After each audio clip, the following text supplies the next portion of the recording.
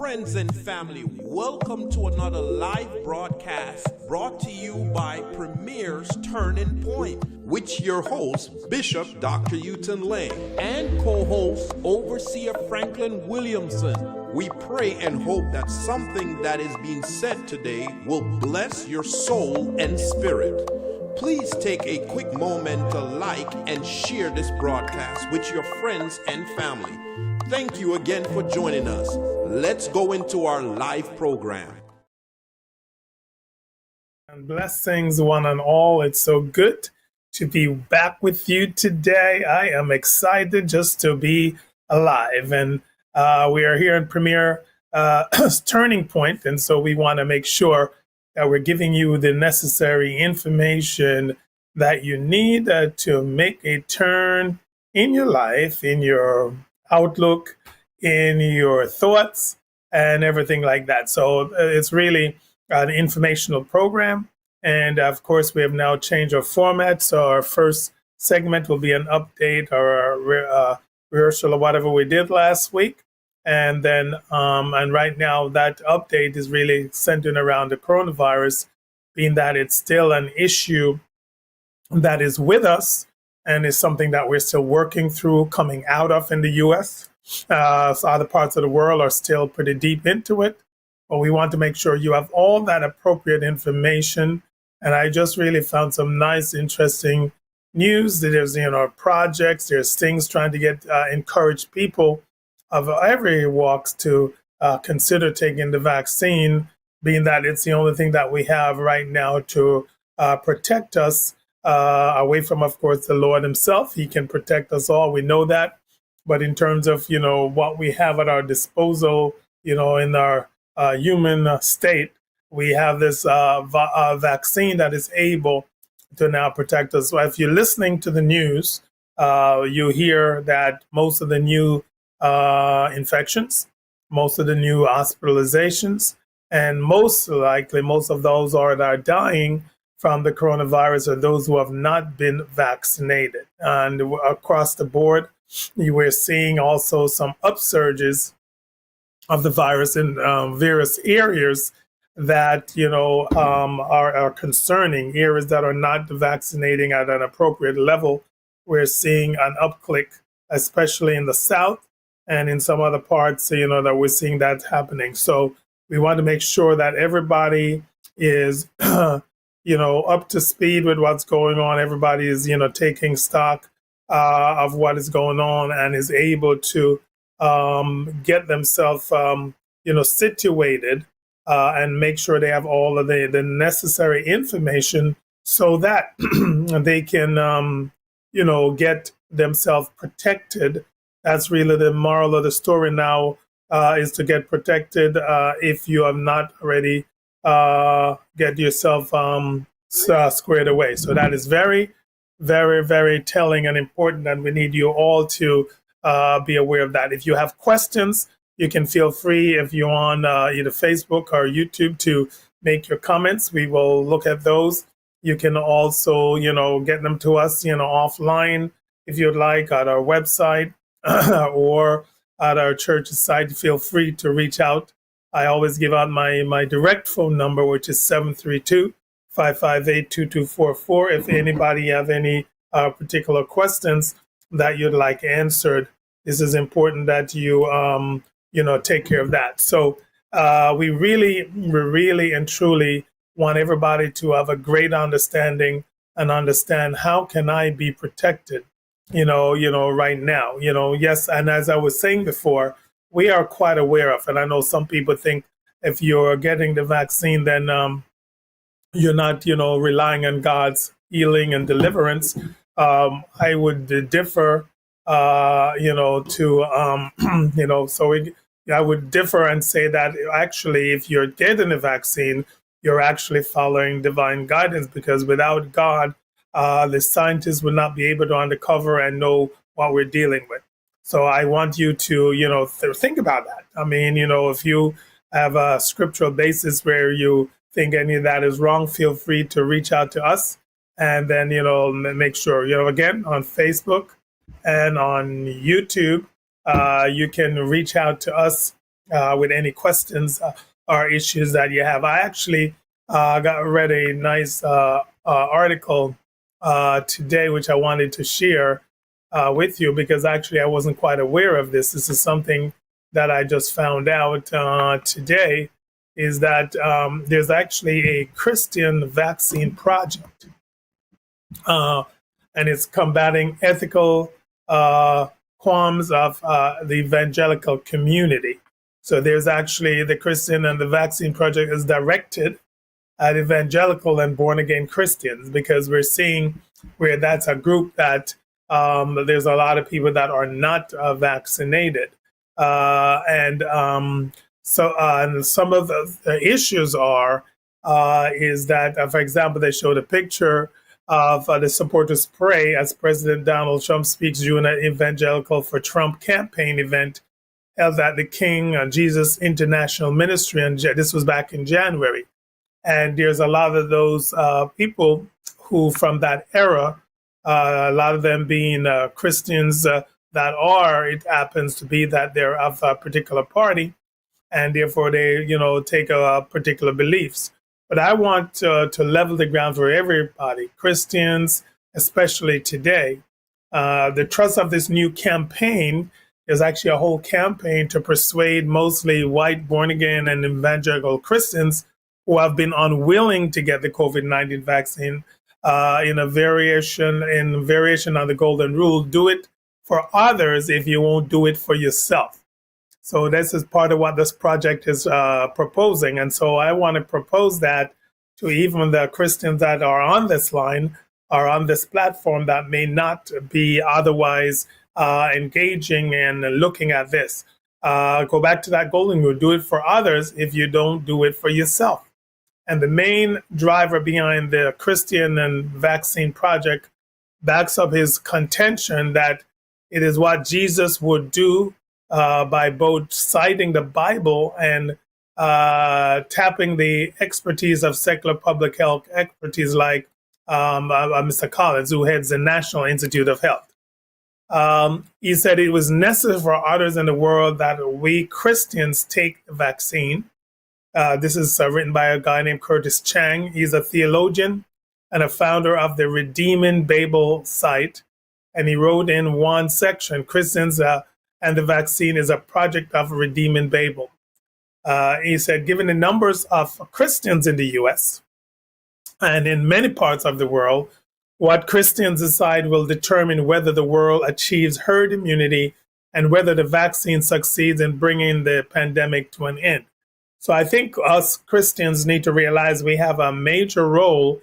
And as he said, putting it in one way is we should be doing this, even if not doing it for ourselves, thinking about others. Because if we don't get to herd immunity, we are going to see a devastation across the world, even more than we have seen so far. And therefore, we are at the crux of making a big difference, because the difference between us taking control of this pandemic and us, being succumbed to it, we know over 4 million people have already died across the world, 600,000 plus in the U.S. And we could see that many more die if we don't take a handle of this. So I think the way I want to put it across to Christians is to actually do this more so for others, even if you don't want to do it for yourself, because it's going to be an important thing. So given the numbers, he said, this young man Chang, who was head of that one group, and so many of us, what Christians decide will determine whether the world achieves herd immunity. So for the determining factor right now is what the Christians are doing, because there's such a great amount of them that have held out and that doesn't want to be vaccinated. So, and I know people have a various different reason why they not. So if Christians say no to the shots and continue to insist it's their right to do so, then this will allow the virus to still circulate and replicate in the world. I'm quoting this gentleman directly. So those are his words. And from his standpoint, and he said, your opportunity is to take the vaccine not as something necessary for yourself, but as a necessary for others, for the world, This is what this young man Chang wrote. So this is another way to think about it. In essence, we are doing for others something that we may not even want to do for ourselves. And yet a young person, his name is Edbu Patel. He's a founder of the Interfaith Youth Corps, or IFYC. He agreed that getting evangelicals vaccinated is necessary to end the pandemic. And so I wanted just to bring this up. Of course, if there's anybody on who wants to, talk to that or make a comment, just feel free to jump on Facebook or on YouTube and make your comments known. And this young man Patel, he says religious engagement could be the key to herd immunity. And you're hearing that because we need 70 to 80% vaccinated, so to where we have herd immunity. I mean, there will be such a small percentage that is not vaccinated that this virus has nowhere to go and it can't replicate. So the message isn't yet resonating with born again or evangelical Christians, which is how about a quarter of Americans identify themselves. So about a quarter of American Christians identify themselves as born again or evangelicals. And according to a recent poll by the Associated Press, the NRC Center for Public Research, this is according to that poll, is that a quarter of Americans identify themselves into that group.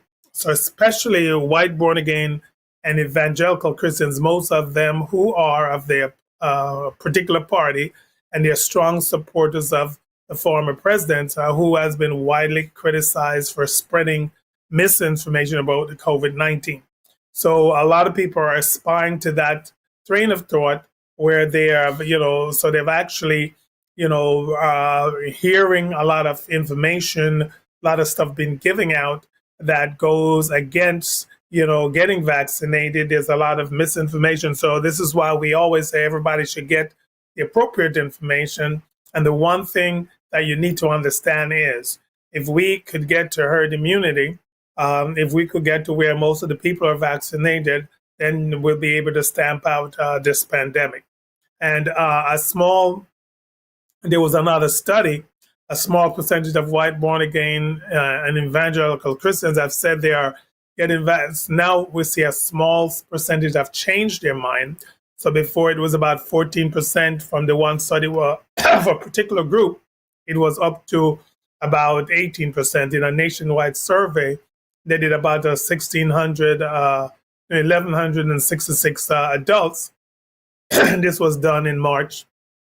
And then when they redid it later, it went up from 14 to about 18%. So we're seeing some people now are looking at it, but we see now 40% of white born again or evangelical Christians said they weren't likely to get vaccinated, compared with 25% of all Americans. So we see a big gap there. And then we see 28% of white mainline Protestants and 27% of non-white Protestants are saying that they may not be. So these findings are also reflected in a new public Religion Research Institute survey of about 5,000 Americans conducted, again, the end of March, April. And they say religions are critical but often overlooked factor both for understanding the complexities of vaccine hesitancy and for developing strategies for winning the battle to overcome COVID-19 and its future variants. And this one writer said, for example, among Black Protestants, attending religious service is associated with lower levels of vaccine hesitancy, while the opposite is true among white evangelicals. So there's a big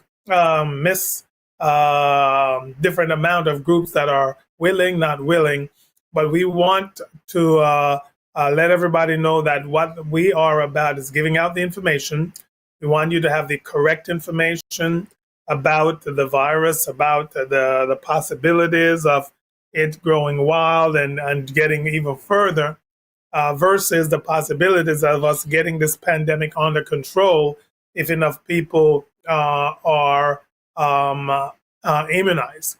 Now, the same young man I talk about, Chang, who was heading this project, he says a key audience for us to reach are the pastors. He said we have seen survey results that show 95% of the pastors plan to get a vaccine, but only 55% of the base, the other people intend to do so. So it was seeing even among the white evangelicals, a lot more of the pastors are getting vaccinated, but somehow they can't convince their parishioners that this may be something good. So they're going to study as to why this is one of the issues that is going on. So they have this pastor schools toolkit on the site, on his site. Remember, I told you it was, I'll repeat the site again later on. But there's a toolkit on his Christians and the Vaccine. The project is called Redeeming Babel. That's his site, Redeeming Babel. And on there, he has a whole pastor's toolkit to give you more information. So the pastors feel free to check that out. All right. And get, the necessary information that you need. There are the basic medical questions like, are the vaccines safe? Will I suffer any side effects? How can you spot fake news? Chang said, we think all this will get some traction. So he wants to share that information. It also provides answers to help pastors calm the fear of churchgoers worried about taking vaccines that were developed so quickly. He went over all of that, all the stuff that we have kind of discussed on Turning Point.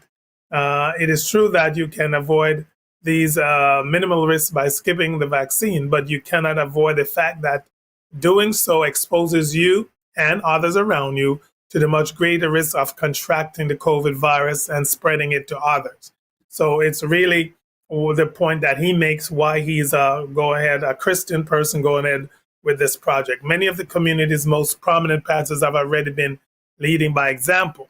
A lot of them have gotten their vaccines, and this is a report from in Christianity Today. But some of them are now encouraging their flocks to be vaccinated, but we're still seeing some resistance.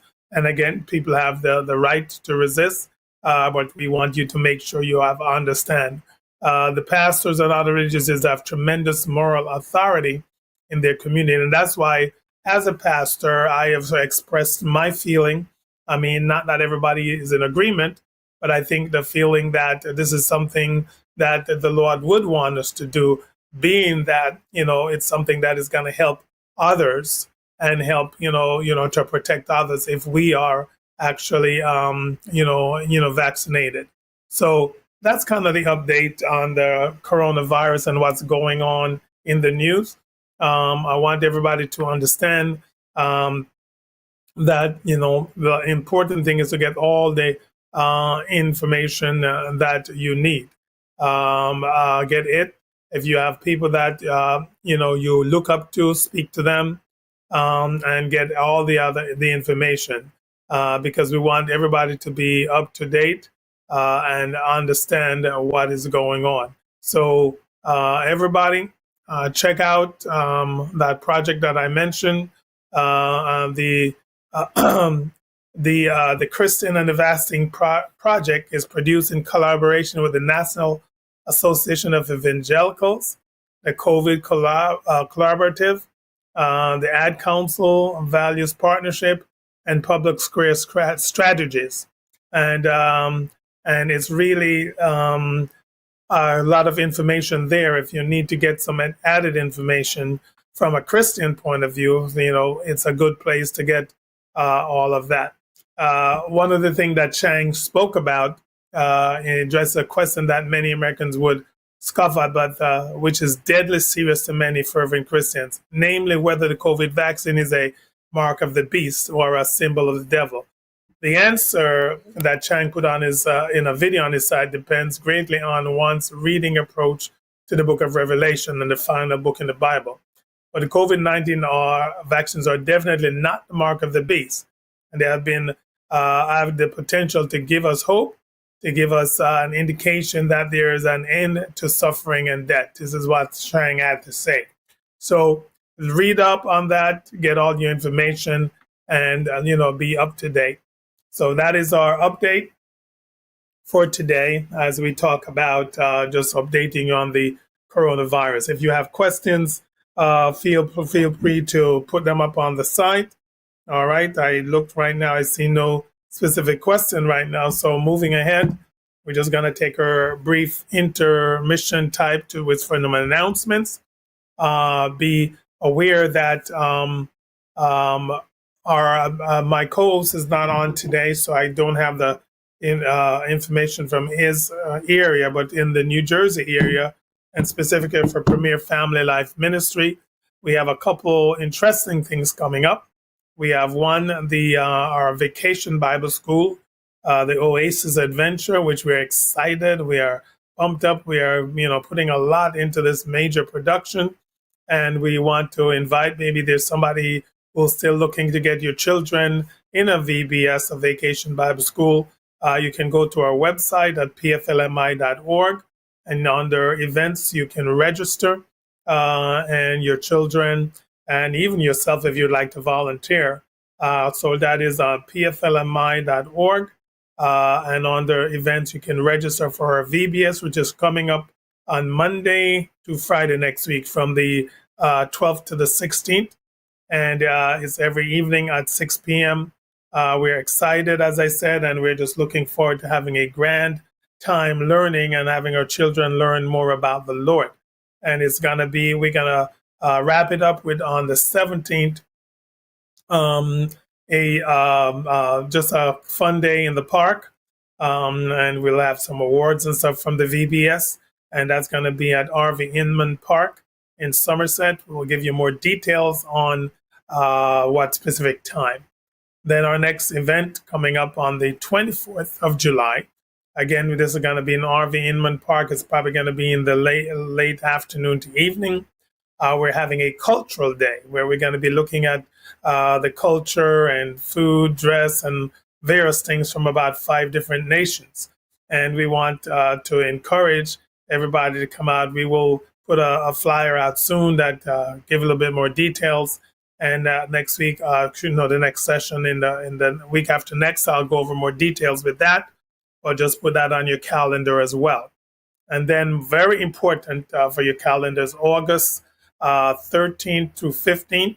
On the 13th, we're going to be having our start of our anniversary service with a dedication service of our new space, along with a service, and that's going to be on 7:30 p.m. That's on Friday, the 13th of August. All right, and we're going to invite everybody to come. Any churches that are planning to come, we just need you to touch base with us. We may limit a little bit, from the various churches, how many people, so that we can accommodate everybody. We still are going to look for a great time. We should be able to accommodate quite a few people. So just let us know if you're planning to be there. The letters have gone out or will go out to all the pastors and all the different congregations. On the Saturday, which is the 14th, we'll give more details later. We'll have some kind of social event where we get everybody together. And then on the 15th at 4 p.m., we're going to have our major anniversary service. It's going to be on the Sunday evening. We won't have Sunday morning service that day. We'll just have the service in the evening at 4 p.m. so that those who would like to come in and join in with us can do so. Again, we need to know if you're coming and how many people, so we can make sure we can accommodate. So those are really our highlights.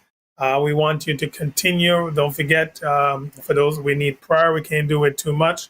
Our prayer line is every evening at 8 p.m. And you can join in there. It's 712-775-7000, 712-775-7000. And the code to get in is 489-888. We're having an awesome time of prayer. And we know as we intercede one for another, God is able to move. So those are probably our major things that are coming up that we just wanted to share. And just to, give you an insight in what is going on. There is all kinds of, things coming with the summer. Many churches are meeting outside. They're doing things in the park. So just keep your ears out for what is going on. And let's make this a time that the church comes together and just to worship and just to share with one another the good news of what the Lord is doing. So those are the major issues coming up this week. For our topic, I kind of wanted to do a general topic, but also with a little slightly medical flair, because it is actually this month is actually there's celebrating or making observance. It's in terms of national wellness observances. It's UV ultraviolet safety month, and I think all of us, Christians, non-Christians, whatever nationality, this is an important topic that you need to be aware of.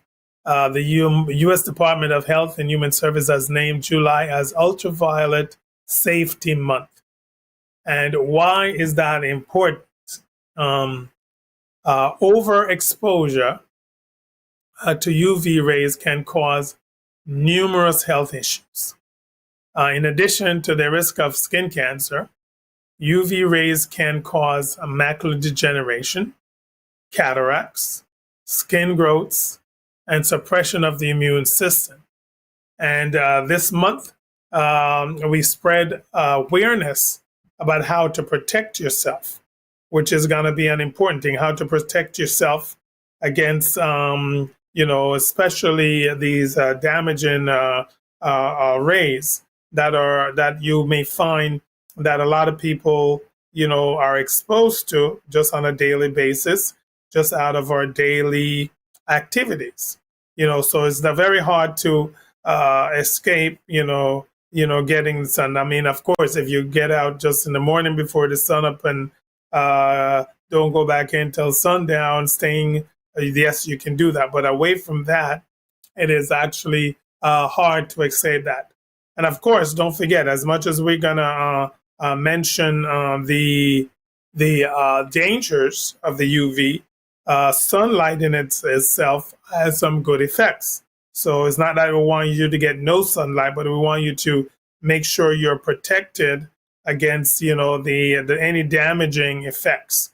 So that's really the focus of what we want to do. We want to make sure everybody understand, the importance, yes, of getting sunlight, but also the negative effects of too much of the UV rays that could be damaging. As I said, I told you up front some of the things that it can cause. So we want to make sure that everybody is doing, everything to, protect and to, do the right thing and making sure that you're well covered. So we're going to just go through a few things on that, just to share with everybody and make sure that we're all on the same kind of wavelength and getting all of the information out one to another. So it's going to be important that you make sure this is happening. So so basically, then the important things here is that you want to be safe even if you are in the sun, and you can. Some of the damaging effects that are from too much UV radiation is what is a problem. Ultraviolet radiation comes from the sun and also from man-made sources like tanning beds. So a lot of people, not only are they getting sun, but they want that darker toned skin, so they spend a lot of time in the tanning areas. But you need to be very careful of what you're doing. So just for a little bit of education, X-ray and gamma rays, when talking about radiation and cancer risk, it is often X-rays and gamma rays that people think about. But and also radon is a colorless, odorless radioactive gas, which can cause some problems as well. Not all the time.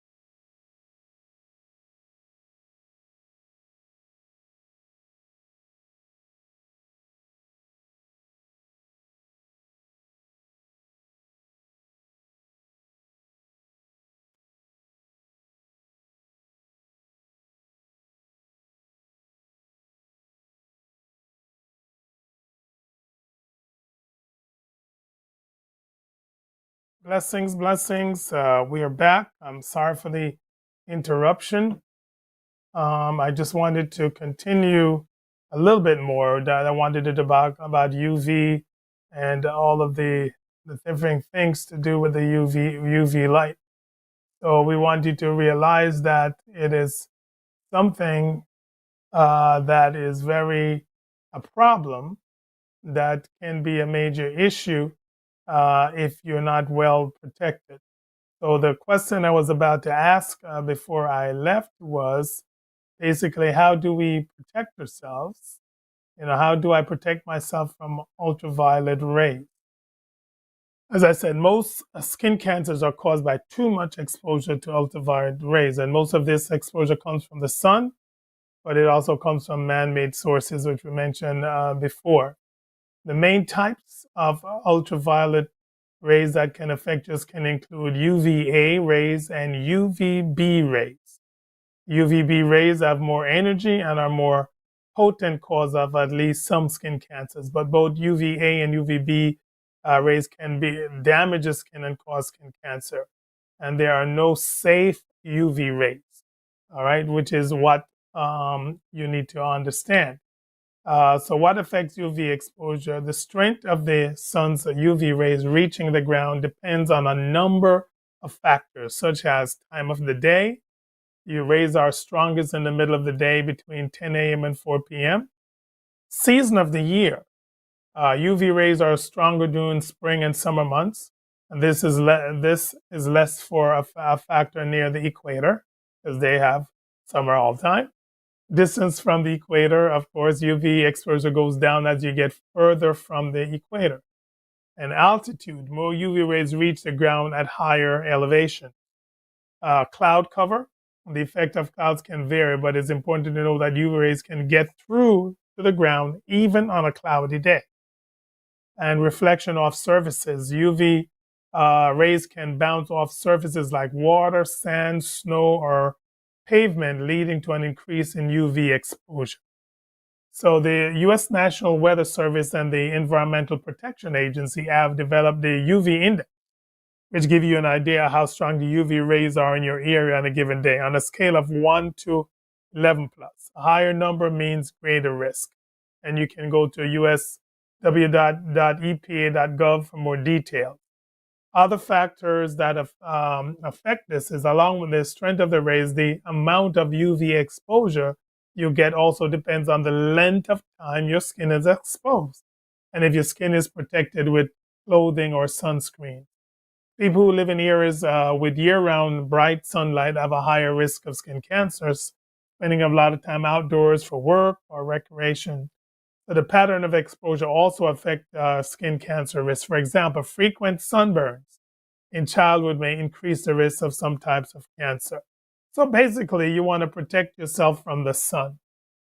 Some people think that sun protection only when they spend a day at the lake, the beach, or a pool.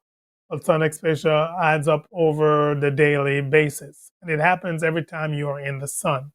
Even though sunlight is the main source of UV rays, you don't have to avoid the sun completely.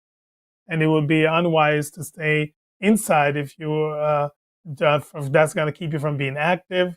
And also your skin does produce this with the sun vitamin D. So simple staying in the shade is one of the best ways to limit your UV exposure. If you're going to be in the sun, slip. You want to go in and out, but you can also wear some light covering that is going to reflect the thing off like a lighter material than the dark. You can slip on your shirt in between, slap on a lot of sunscreen, also slap on a hat, which is going to shield you, and then wrap on your sunglasses to protect yourself. So seek shade when possible. And don't worry about that the day is cloudy. Don't be out. The sun is still going to reach you. Protect your skin with clothing, as I said. Use sunscreen, as I said. And also just kind of, general protection. For sunscreen, you want to use a broad spectrum. Sunscreen products can only be labeled broad spectrum if they have been tested and shown to be so. And therefore, they're going to protect you against both UVA and UVB thing. Only broad spectrum sunscreen products with a SPF of 15 or higher can state that they help protect against skin cancer. So if it's SPF is not 15 or higher and broad spectrum, then it's not used. You also want to try water-resistant sunscreen if you're going in and out of the water. Sunscreens cannot be labeled waterproof or water so sweat-proof because this may be misleading. So you want to really make sure you protect your skin. 40 or 80 minutes of swimming or sweating, you have to put on that sunscreen. All right. So be sure to apply your sunscreen also properly. Ideally, about 1 ounce of sunscreen per inch of body, and then just make sure you are doing that. You're protecting well, and such like that's going to go a long way. So this was basically just about our safety precautions. It's one of the months that we're doing is UV safety. We want you to all be safe and still enjoy the sun. So in part of our wellness observance and UV safety month, we are just telling everybody out there to protect yourself. Watch out for, too much sun exposure and other forms of X-rays and radiology type of products, and making sure you use, within your time of recreation, that you're also being safe and making sure you're sunscreening when necessary and doing all of that stuff. So keep all of that in mind and make sure that you are doing best. So wellness is what we're about. Seek out the shade, just so again, understand the SPF and the sun protection factor, making sure you don't forget your hidden spots when you're sunscreening. Those spots that's hard to get to for you, but the sun is going to find it. And just take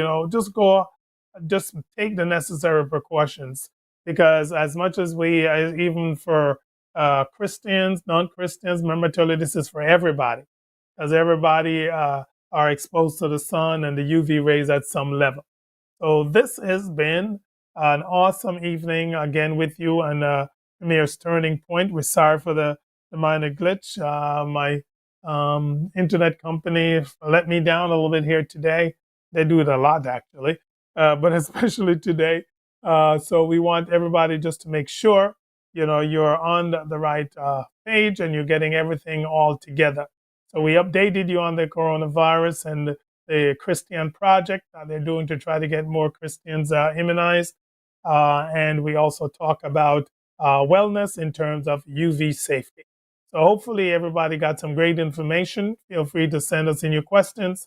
Join us next time, which will be in 2 weeks. We will have a recording for next week, but we'll join you live again in 2 weeks. So have a blessed weekend and a blessed next few weeks. God bless you.